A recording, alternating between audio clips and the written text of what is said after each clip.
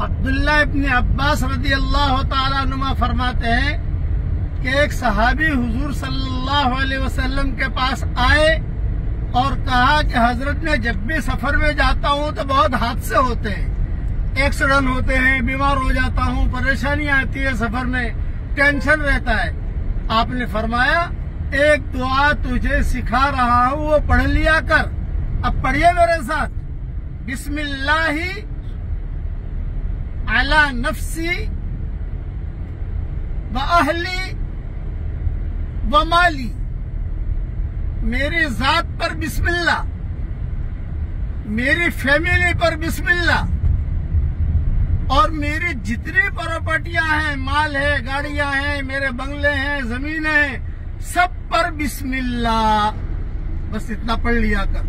وہ صحابی کہتے تھے میں نے پڑھنا شروع کیا، میرے مرتے دم تک مجھے سفر میں کوئی حادثہ نہیں ہوا۔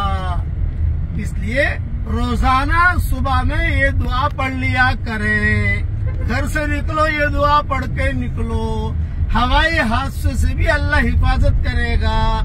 یہ حدیث والا مضمون یہ ابن السنی میں موجود ہے۔